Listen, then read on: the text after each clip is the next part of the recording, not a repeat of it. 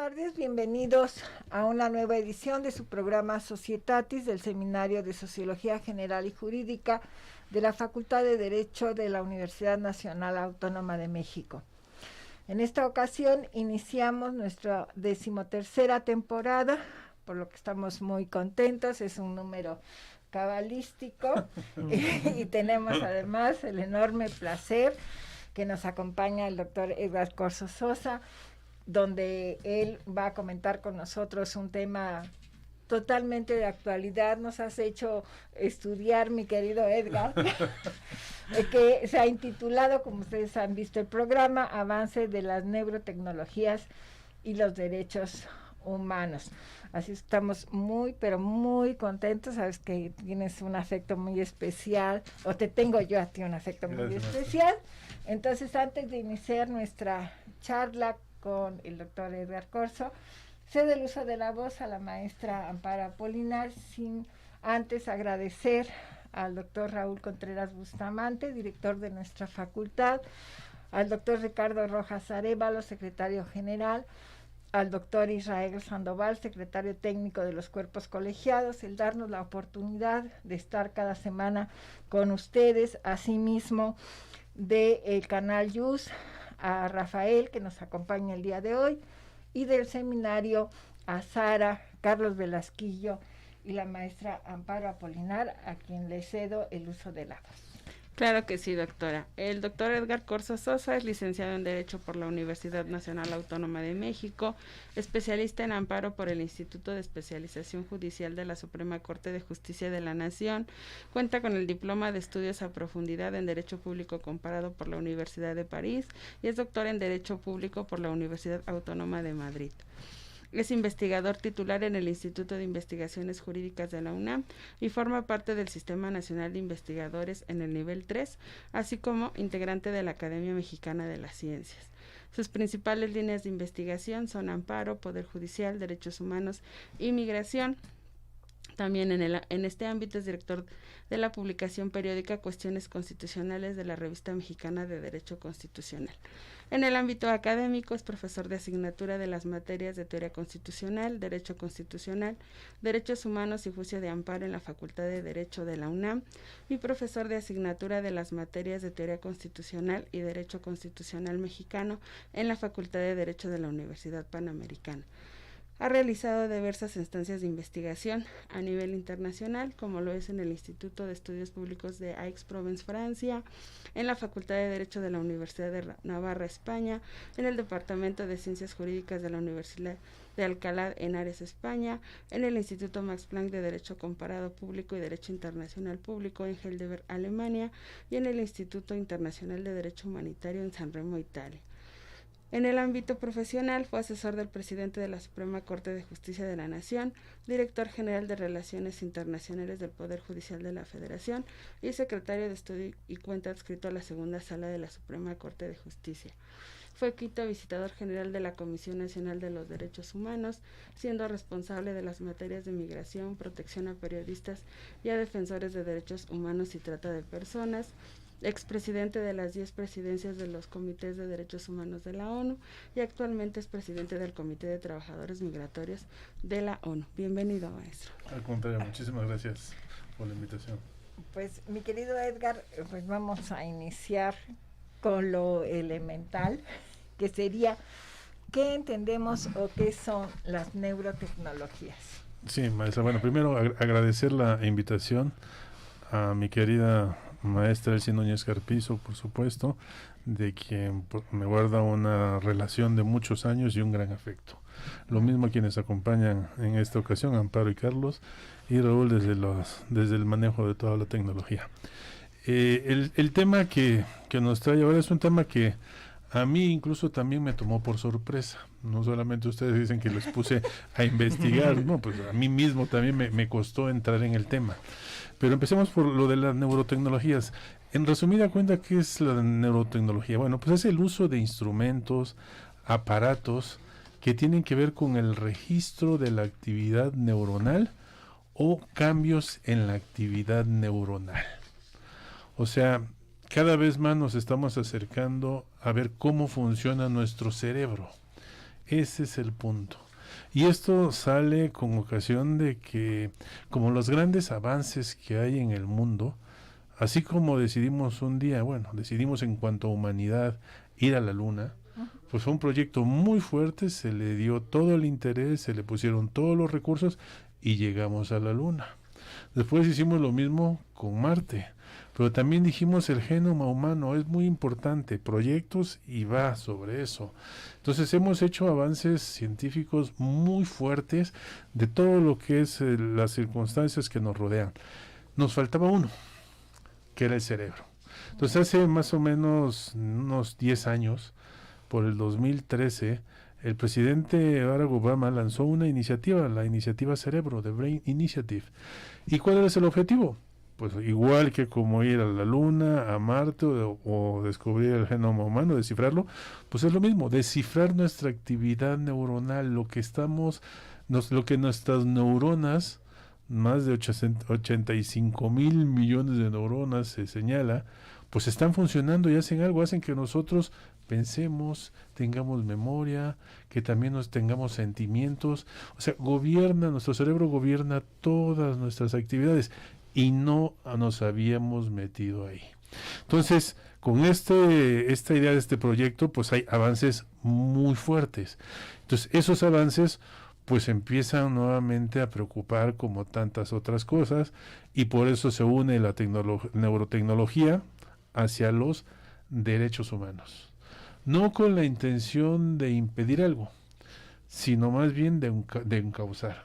Y que conste que aquí sí debo ser muy, muy claro, el derecho en ocasiones está muy rezagado de lo que vemos en nuestra vida en sociedad y en avances tecnológicos, pues con mayor razón hay muchísimo rezago. Entonces esa es digamos, la parte de interés inmediata de neurotecnología y vincularlo a derechos humanos, maestro.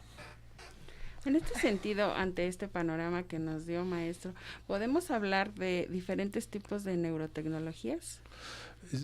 Digamos que sí en cuanto a los instrumentos. Si queremos excavar un poquito más, podríamos decir que ese uso de aparatos puede ser invasivo o no invasivo. Entonces, cuando hablamos de una neurotecnología invasiva, pues cuando estamos ya ingresando al cerebro, cuando nos insertan un microchip. Entonces, con ese microchip se está sabiendo cuál es la reacción que está haciendo o que están teniendo las neuronas. Entonces, esa es una invasiva. Pero hay otra, que es la no invasiva, y ambas son igual de preocupantes, como ahorita veremos, que es el simplemente ponerse una diadema.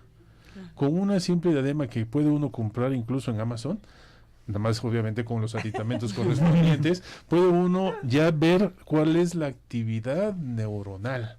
Entonces son avances muy fuertes. ¿Qué es lo que llama muchísimo la atención? Por ejemplo, en esos avances ya se han hecho con ratones, es lo que normalmente tenemos el resultado de varias investigaciones, y se ha descubierto, ha sido invasiva, ¿sí? Con chips que se le ponen a los ratones, y se ha logrado pues cambiar un poco la conducta de su actuar. Hay un ejemplo que utilizamos mucho en esta área, que es a un ratón que cada vez que ve unas rayas, unas franjas visualmente, le dan a tomar un sorbo de jugo. Entonces se acostumbra de que ve rayas, toma jugo, ve rayas, toma jugo. Pero hubo un momento en que ya no le pusieron las rayas, sino que activaron las neuronas que se activaban cuando veía las rayas. Y entonces al activar las neuronas, el ratón pues lo que hizo fue sorber el jugo. Entonces, eso ya indica que lo que se puede hacer con los ratones, pues posteriormente se puede hacer con los humanos. Y que conste que estamos, dije, a 10 años de inicio de este proyecto de investigación. Está para resultados en 15 años, o sea, 5 años más. O sea que en cuestión de 5 años, póngale que se retrase, en cuestión de 10 años más, vamos a tener un mapa muy fuerte que describe cuál es el funcionamiento de nuestras neuronas. Y eso pues trae otro tipo de preocupaciones.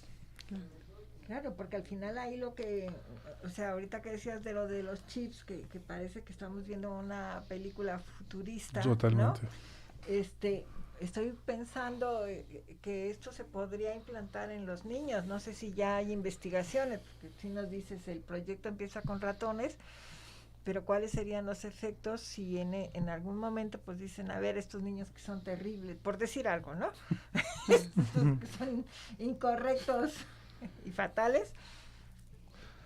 No sé si podemos sí. o me estoy yendo demasiado lejos, ¿no? Decir, a ver, mi hijo que es un tremendo, por no decir los maestros, ¿no? Pero te puedo poner un chip y yo te voy a controlar, ¿no? No, sí, claro. Yo creo que esos son los riesgos que se ha señalado por los propios neurotecnólogos que han visto los avances y dicen, bueno, si cambiamos, acuérdense que la neurotecnología es para registrar o cambiar. En el caso del ratón le cambiaron la actividad neuronal. Si se cambian los ratones, se puede cambiar después en humanos. Entonces empezaron las grandes preocupaciones. Pero déjenme decirles que aquí sí hay que hacer una pequeña diferencia. Esta neurotecnología, insisto, es para mapear el cerebro, para registrar y ver cómo funciona. El avance científico siempre es eso, para saber el origen y la causa de todo lo que hacemos. Entonces el cerebro es una hora. Ya después, pues sí, vamos a tener como consecuencia de saber cómo piensa uno, pues puede llegar un riesgo en donde empiece a cambiar. Pero aquí tiene mucho que ver, déjenme decirles algo que es muy importante, que es la inteligencia artificial. Muchas veces se confunde inteligencia artificial con neurotecnología. No, neurotecnología, insisto, son estos instrumentos que ayudan a monitorear la actividad neuronal. La inteligencia artificial, por ejemplo, pues es el uso de computadoras que pueden llegar a reemplazar ciertos movimientos del ser humano, por decir algo en esta materia. Por ejemplo, alguien que no tenga una mano, alguien que no tenga un brazo. Por inteligencia artificial le ponen un brazo mecánico, ¿sí? Y además se lo conectan al chip. Bueno, ese chip va conectado al chip, pero el chip va en la cabeza. Entonces, esa persona, y esto ya son resultados que se ha visto, piensa en mover la mano y ya mueve la mano mecánica, como si fuera la mano física que tenía antes. Entonces sí hay mucho de inteligencia artificial, pero cuidado, esto es el poder lograr algo. Ya el descifrar cómo funciona todo es otra historia. Es cómo descubrir, a ver, si yo, como si fuera un piano, si toco esta tecla, estas dos primeras teclas, va a pasar este sonido. Si toco estas otras dos, pasa este sonido. Eso es lo que está haciendo la neurotecnología. Y ahorita lo que tenemos con inteligencia artificial es simple y sencillamente, por ejemplo, ahorita venía yo en el coche y utilizo el WhatsApp, pero yo utilizo el WhatsApp con Siri. Es decir, le digo una llamada. ¿A quién quieres llamar? Y ya le digo yo a quién, pero estoy yo hablando. Y le estoy diciendo. Claro. Y luego me dice, ¿quieres que lo borre? Lo vuelvo a llamar. Entonces tengo una comunicación pero yo estoy hablando. Ya el avance que estamos pensando ahorita, que es de neurotecnologías, es lo que yo pienso, es lo que va a hacer Siri. Si yo me coloco una diadema, entonces ya nada más pienso yo y le digo, llama a mi casa, por favor, sin decirlo. Y entonces ya Siri podrá decir, sí, estoy llamando a tu casa. Entonces, tomen en cuenta, o sea, ayuda a la tecnología, sí, pero cuando sepamos cómo funciona el cerebro, la tecnología, entramos en preocupaciones ya muy importantes. Y esas preocupaciones, y serán las dos, ¿no? La inteligencia artificial ayuda a desarrollar muchas herramientas para poder mapear el mapa del cerebro, las neuronas. Y las preocupaciones que todavía me he contenido, no las señalo en cuanto a transmitirlas hacia el derecho. Hay varias. Le señaló la maestra. La identidad, por ejemplo. Puede ser que a través de esa neurotecnología, invasiva o no invasiva, te digan, bueno, pues toco las teclas y ya no eres tú, sino que ahora eres otra persona. Esto es de película ficción que hemos visto, ¿eh? Sí, es de película ficción. Entonces, pues ahora resulta que a esa persona sí le cambiaron. Claro. Y entonces ahí tenemos una gran preocupación. ¿Qué derecho humano va a tener que cuidar eso? No estoy diciendo que vayamos en contra de los avances tecnológicos, porque hay otra parte muy importante. Muchas enfermedades neurológicas. Sí, claro.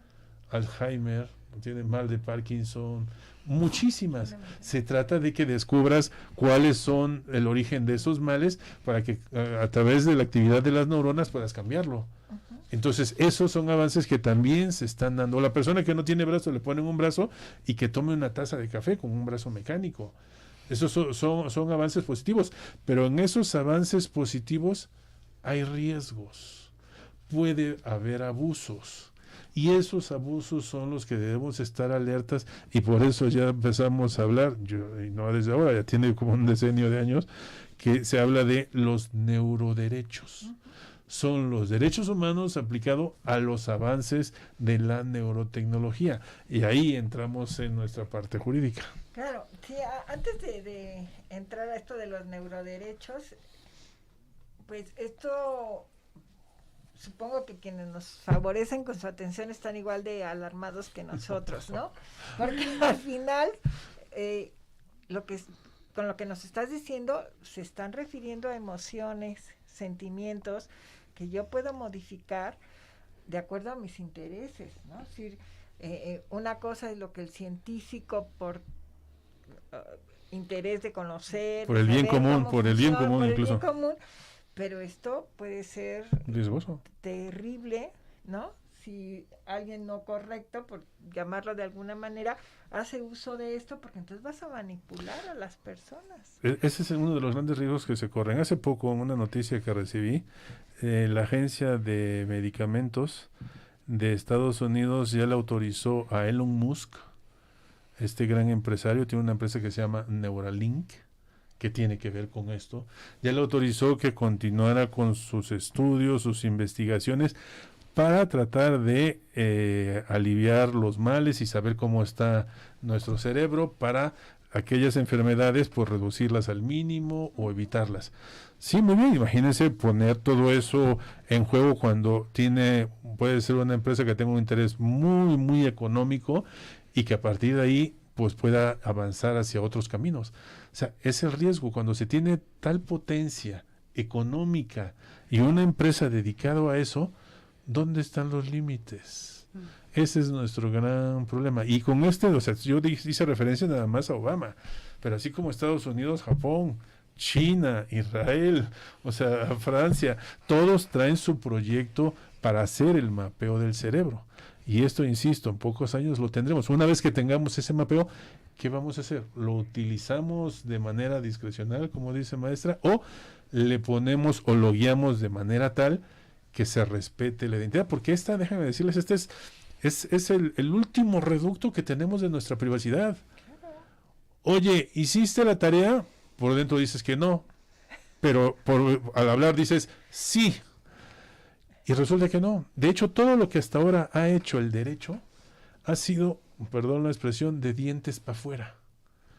Ahora el problema es de dientes para adentro. Claro. Y entonces es lo que piensa. Y por eso, obviamente, en materia penal hay algunos avances en esto, en el sentido del polígrafo, por ejemplo. ¿Miente o no miente? No es que estés leyendo si sí miente o no, sino son las reacciones cuando te preguntan algo. Pues ahí no están alcanzando a mapear las neuronas, pero algo sucede. Y por eso empieza uno a decir, aquí está mintiendo o aquí está diciendo otra cosa. Entonces, ya es el último reducto, o sea, lo que yo estoy pensando en realidad. O sea, ¿eso lo protegemos, no lo protegemos o qué hacemos con ello? Doctor Corso, ahora que mencionaba justo esto que acaba de retomar, con el ejemplo de Obama, con otros ejemplos que usted mismo dice que podemos encontrar en otros países, y con lo que mencionaba hace un momento de que claro, tenemos el clásico paradigma de que, bueno, cuando hablamos de algo neuronal podemos rastrear algo como el Alzheimer que mencionaba. Sí. He leído que también incluso la esquizofrenia no tiene que ver con ese tipo de cuestiones neuronales. Entonces, mi pregunta va en el siguiente sentido. Si esos fueron los inicios, por así decirlo, de la búsqueda neuronal, de la indagación sobre lo neuronal, ¿en qué momento o bajo qué motivos pasaron justo este ámbito que podremos decirlo, si estoy en lo correcto, político-económico? Digamos que estamos en la etapa previa de preocupación. Okay. No ha habido un salto, pero no hay que imaginarse mucho Claro. para ver lo que viene. Claro. Así ha pasado en todas las cosas que hemos hecho, así siempre ha pasado. Mira, yo ahorita que estamos conversando en esto, pensaba yo en el internet, por ejemplo, sí, ¿no? Es decir, cuando inició, pues todos espantados, ahora ya es algo cotidiano, ¿no? Pero yo creo que ese uso de internet se está yendo al extremo opuesto, ¿no? En donde vemos que los jóvenes ya todo el día están con el teléfono, el internet, ya no socializan, ya no saben comunicarse, no sé qué. guardando las proporciones, me queda claro que son dos cosas distintas, ¿no? Pero ese abuso, ese sobreuso, porque una cosa es desde la perspectiva, como nos estás diciendo, desde la perspectiva médica, ¿no? Que va en beneficio de enfermedades como el Alzheimer y todo esto, pero yo pienso en educación, por ejemplo, Edgar, ¿no? Sí. Es decir, que bueno, si me permite que mis alumnos capten todo, pues estoy encantada. No, eso es otro de los riesgos que hay. Por ejemplo, hay ocasiones en que se ha visto, y eso es más que conocido, que miden el nivel de concentración de los alumnos con una diadema. Nivel de concentración. Imagínate que esa diadema, ya con el avance tecnológico, neurotecnológico, puede decir, no, ya sé qué es lo que está pensando. O peor aún, que le diga, cámbiale tantito. Entonces, cámbiale el canal, trae canal 5, cámbiale el canal 6, cámbiale el canal 7 y piensa de otra manera. Entonces, es un riesgo muy, muy fuerte. Pero también viene una preocupación más.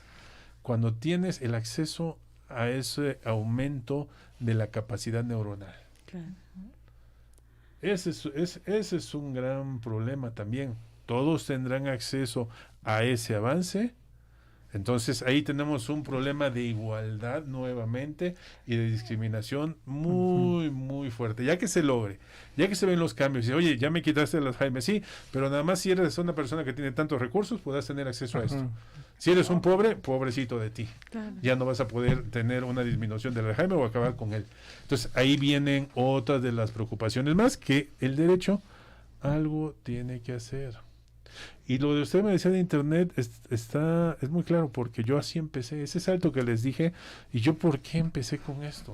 Empecé porque dirigí una tesis doctoral sobre privacidad en internet. Privacidad en internet, y la conclusión era más que obvia: no hay. No la hay. Incluso empezamos con el aviso de privacidad. O sea, ese aviso, que las clausulitas que dicen, oye, para utilizar esta aplicación, ¿qué hace la gente? Nadie la lee. ¡Pum! Aplicar. A mí dame la herramienta, a mí no me digas nada de lo demás. Entonces dijimos, necesitamos algo. El avance tecnológico en internet es tan fuerte, de las tecnologías de la comunicación e información, es tan fuerte que te está condicionando. Es más, el derecho está muy, muy por atrás. Dijimos, bueno, entonces que se autorregulen las propias empresas que están manejando esto. Tampoco da resultado. Que haya códigos de ética, bueno, algo hace de resultado, pero no, nos estamos quedando muy atrás. Por eso fue la inquietud. Dije, aquí la forma que regular, pues tenemos que meternos dentro de los propios avances. No utilizar categorías anteriores, sino categorías dentro del propio desarrollo tecnológico. Y de ahí empezamos a manejar derechos digitales. Ya metidos en la tecnología. Ya olvídense de los derechos tradicionales. Entonces empezamos con los derechos digitales. Y después de ahí salté y dije, no, pues claro, lo que pasa es que aquí también, entre los avances tecnológicos, salen los neuroderechos. Es la línea. Pero aquí lo importante, el mensaje importante es, uno de los mensajes importantes, es que estamos a 75 años de la Declaración Universal de los Derechos del Hombre del 48. Mi pregunta inmediata es, ¿vamos a seguir midiendo nuestra vida en sociedad con los mismos derechos que pusimos en 1948? ¿O muchas cosas han cambiado? Muchas cosas han cambiado. Entonces, el futuro de la Declaración Universal es una adaptación muy fuerte. E insisto, esa Declaración Universal está pensado de los actos exteriores. Oye, no mates a alguien, no lo lesiones, protégele la salud, dale. Pero hacia adentro no hay nada. Entonces, parece ser, desde mi punto de vista, que tenemos que partir de una nueva noción de derechos humanos. Y dentro de esta nueva noción de derechos humanos, pues están los neuroderechos. Y ya ahora es de dientes hacia adentro. Y aquí empezamos ya con los derechos propios. El primero, privacidad intelectual. Si te vas a meter, pues es con el consentimiento que yo te estoy dando. Oye, te dije que me acabaras esto, pero no que te robaras toda mi memoria, ni que me la cambiaras. Entonces ya debo de tener otro tipo de privacidad. No es la privacidad que nosotros veíamos en muchas cosas del domicilio. Estoy en casa y dice el derecho, nadie puede entrar, romper la puerta y entrar en tu domicilio. Pues eso ya olvidémoslo. Ahora la puerta no es la puerta de tu domicilio, es la puerta de tu cerebro. Y entonces ahí viene el cambio fuerte desde mi punto de vista. Y esto que es solamente un derecho, hay 5 derechos que un grupo de científicos se reunió y dijo, estos son los que nos preocupan. Yo creo que desde el punto de vista jurídico habría que dar un cambio. Y hay muchas otras cosas más que nos preocupan. Pero pues esto tiene un impacto generacional muy fuerte y en donde vamos a tener que empezar a construir de una manera muy diferente. La inteligencia artificial está teniendo unos avances muy, muy fuertes, los estamos viendo, tremendos, pero también el mapeo de nuestro cerebro está teniendo avances muy fuertes. Entonces, sí hay que hacer algo en materia jurídica para empezar a encauzar de la mejor manera posible estos avances que no van a dar marcha atrás. No, esto va a seguir y va a seguir. Claro, sobre todo en esta parte de los límites a la privacidad, ¿no? O la intimidad. Me quedo pensando en el ámbito penal, maestro, esta idea de que el pensamiento no delinque, ¿no? Y a lo mejor Ahora, la de sociología me reprobó. Ahora ya. Es como antes decíamos también, oigan, el Parlamento podía hacer todo menos cambiar a un hombre en una mujer. Claro. Yo creo que hay que buscar esas frases que ya la evolución que hemos tenido las han dejado completamente obsoletas. El pensamiento sí delinque. Te ponen una diadema y hasta ahí llegaste. Claro. Entonces sí es un avance. Es la privacidad, otro. El derecho a la identidad. Otra preocupación, o sea, soy yo y no me cambies. Déjame tal cual, ¿sí? Entonces, otra libre albedrío, como al ratoncito le cambiaron su voluntad. Claro. Entonces, en este caso, oye, déjame decidir por mí mismo lo que yo estoy haciendo, no me pongas cosas o no me cambies para decidir de otra manera. Entonces ya son 3 derechos que son muy importantes y que hay que verlos, no a la luz, insisto, de los derechos humanos tradicionales, no nos funciona.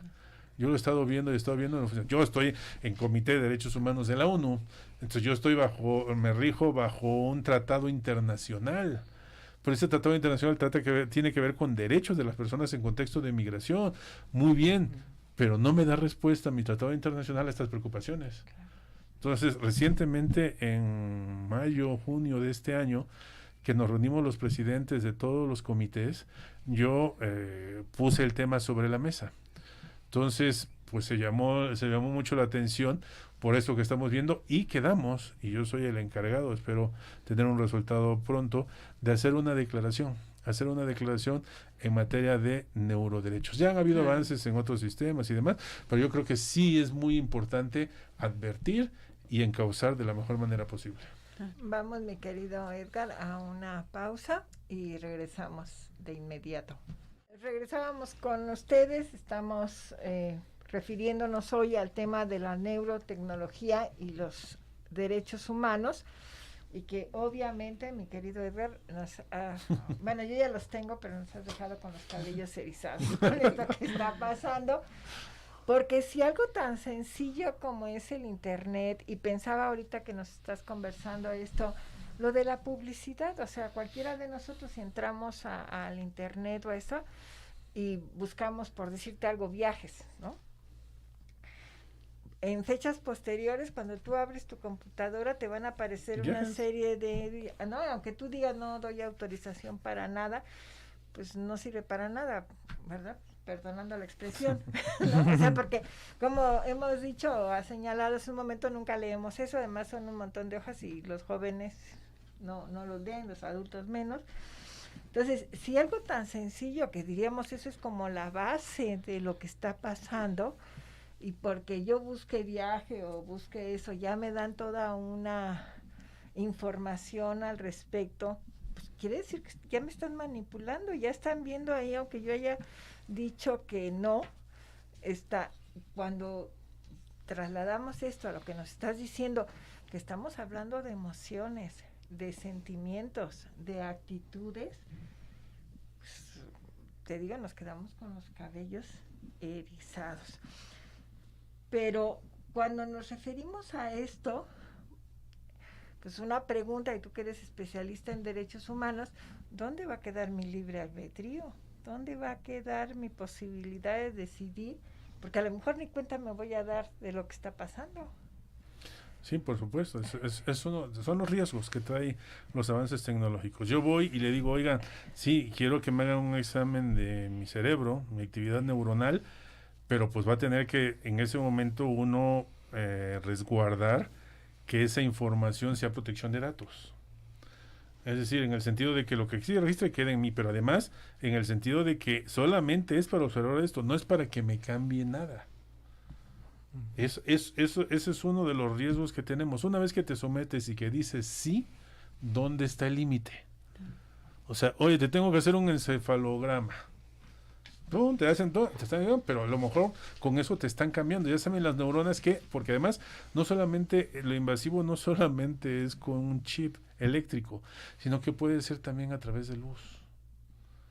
Entonces, a través de un láser te pueden cambiar también la actividad de las neuronas, siempre y cuando sepas las neuronas que se están activando. No es fácil el mapeo de las neuronas, ¿eh? A mí me tocó acudir a la Universidad de Columbia y ver el laboratorio de un gran científico que es Rafael Yuste, que dirige el Instituto de Neurotecnologías de la Universidad de Columbia, y me enseñó su laboratorio. Y en ese laboratorio están haciendo experimentos con animales.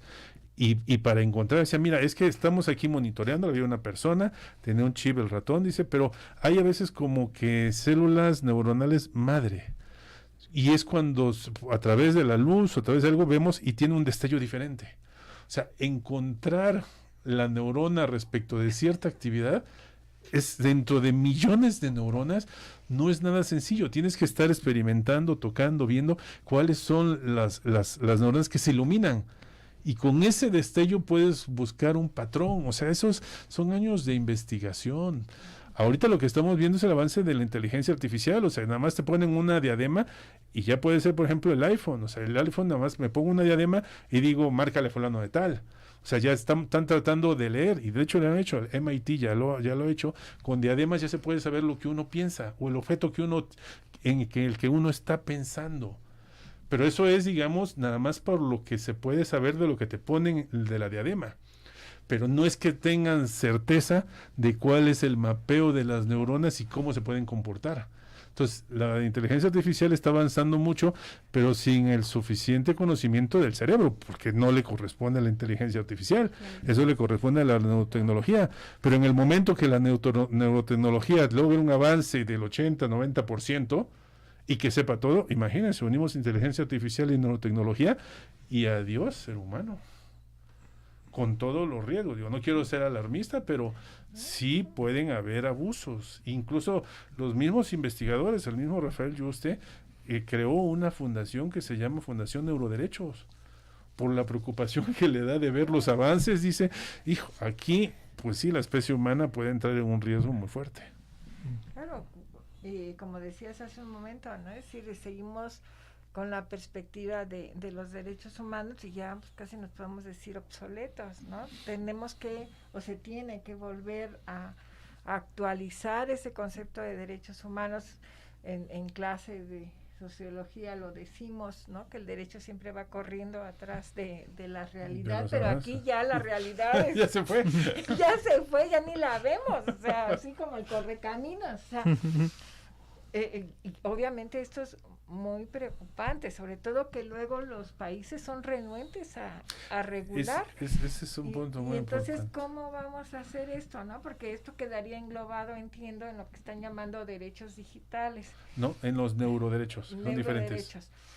¿Y qué está pasando? Los procesos jurídicos son muy largos y los globales son todavía más largos.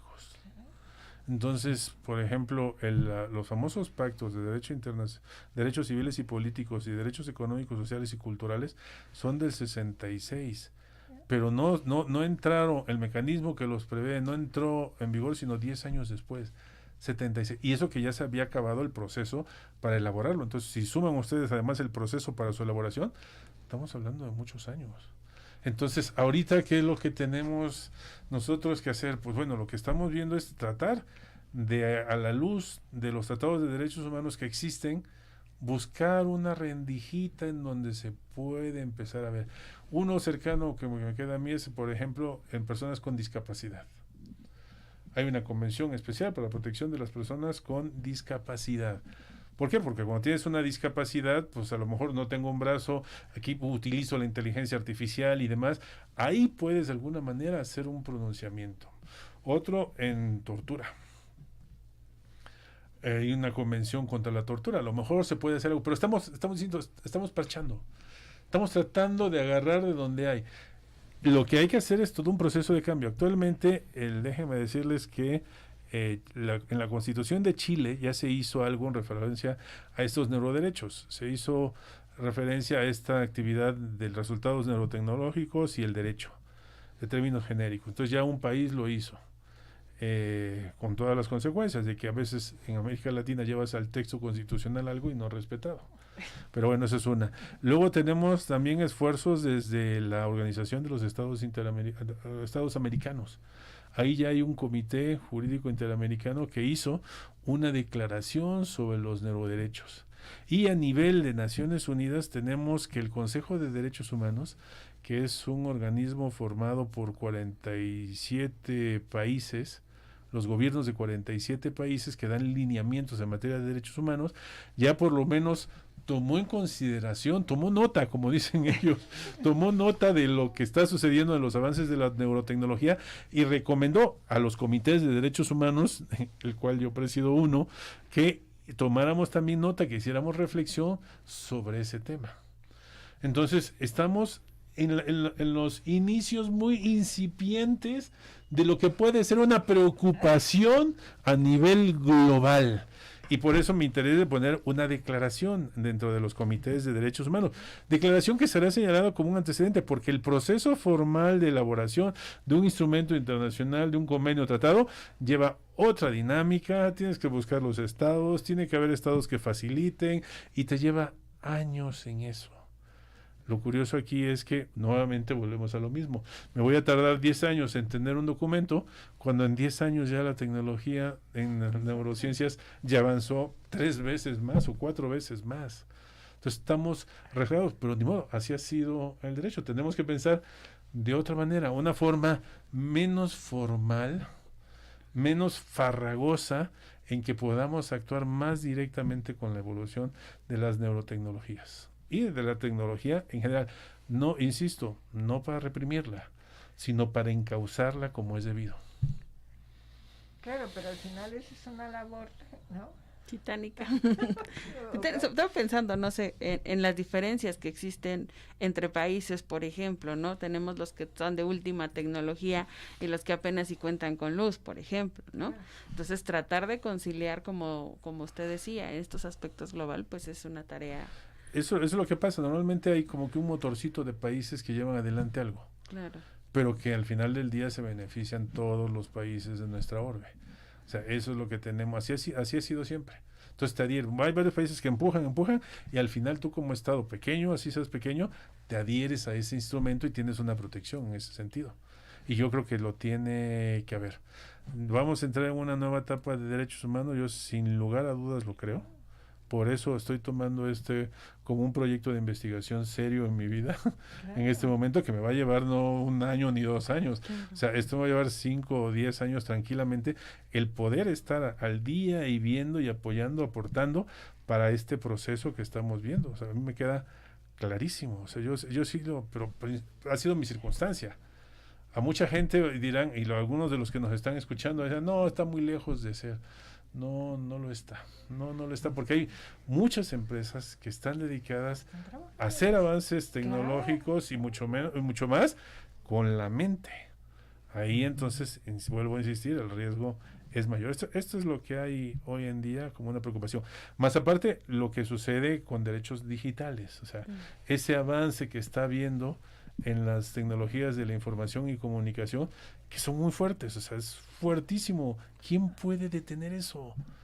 Nadie. O sea, redes sociales puede uno caer, puede uno bajar, cambian absolutamente todo.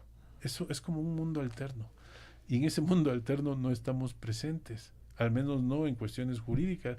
Entonces los derechos digitales tratan de encauzar eso. Pero insisto, esto es avance tecnológico puro y duro. Pero el de mapeo de nuestro cerebro es otro avance muy diferente, que vamos a tener un resultado muy fuerte, y que con esos resultados todo se puede poner en riesgo. La esencia misma del ser humano se puede poner en riesgo.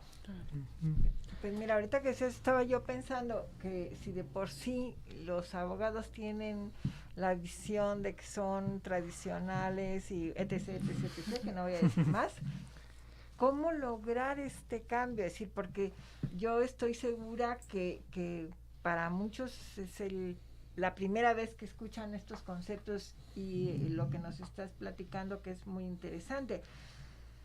Pero eso ya es una realidad.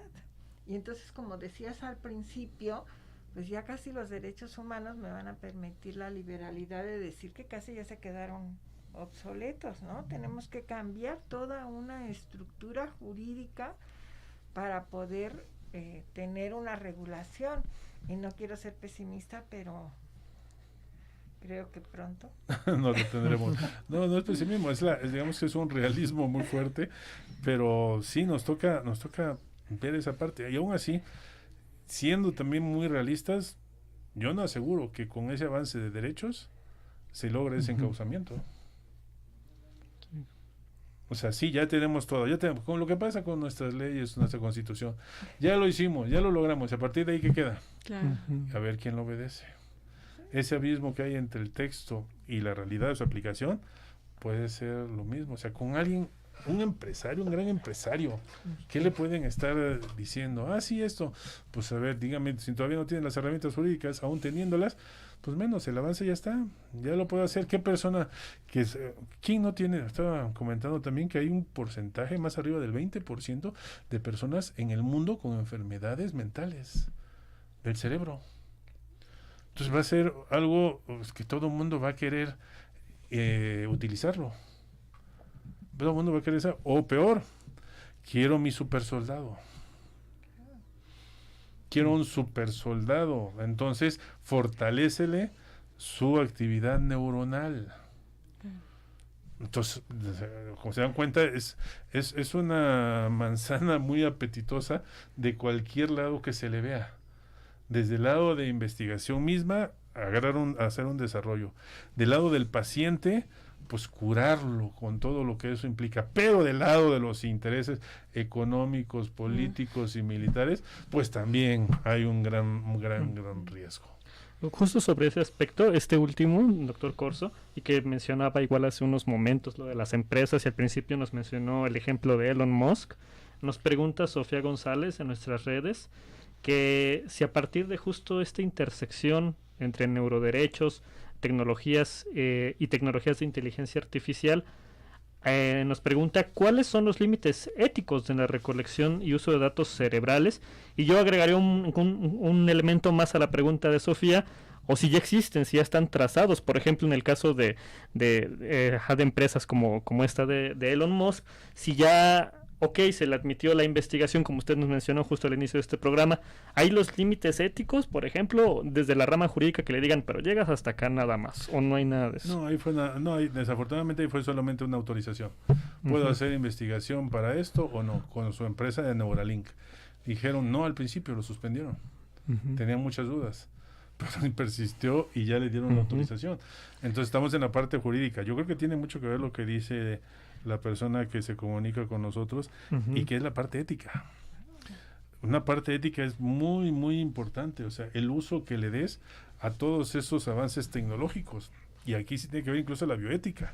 Claro. Y pues hay que caminar de la mano, pero aún así, con el concierto de la bioética y con esos avances tecnológicos también tenemos problemas muy, muy fuertes. Es un camino más, lo que decía yo, un poco como la autorregulación que podía hacer en las empresas. Pues llega un momento en que la autorregulación no queda sino en un sueño muy bonito. Entonces lo mismo, sí, hay que poner el acento de que bioética, cuidado, la especie humana, no puedes ir en contra de ella. Está como la película esta de Yo Robot, donde salía Will Smith, en donde se acuerdan que nunca podía proceder en contra de un ser humano. Y pues se saltó al final. Sí. Se la saltó. Sí, entonces, oye, sí, ponle así a la máquina esto, pero pues llega un momento en que se va. Sí. Entonces, ¿cómo poner los diques a esto? Aún así, insisto, con estos neuroderechos, pues no sé si al final puedan servir como un dique. O sea, sí es un deber ser al que estamos acostumbrados en derecho, pero de ahí a que sea, pues hay un tramo muy, muy largo. Entonces, no quiero ser alarmista, solamente poner los acentos sobre las IES, poner el tema sobre la mesa y decir, no nos descuidemos, hay avances neurotecnológicos muy, muy importantes, también de inteligencia artificial, y hay una necesidad evidente de reconducir o de conducir de la mejor manera, encauzar de la mejor manera esos avances que estamos viendo. Pues mi querido Edgar, nos has dejado, repito, otra vez mucha tarea y sobre todo espantados, porque esto es lo que se van a enfrentar los jóvenes que precisamente la semana que próxima ingresan a nuestra Facultad de Derecho, pues ya les va a tocar, eso va a ser su realidad, ¿no? Sí, van a tener que afrontar todas estas perspectivas de desarrollo científico que con precisión no sabemos cuáles son los límites o dónde se van a poder establecer. Mi querido Edgar, te agradezco infinitamente, con todo mi cariño, que nos hayas acompañado. Nos dejas tarea y yo espero que próximamente tengamos otra oportunidad de que nos converses y nos platiques, y sobre todo con nuestros alumnos que inician sus estudios profesionales, de vernos. Quiero agradecer a quienes nos han acompañado el día de hoy. Los invito a la próxima semana a una nueva edición de su programa Societatis. Hasta entonces, bonita semana.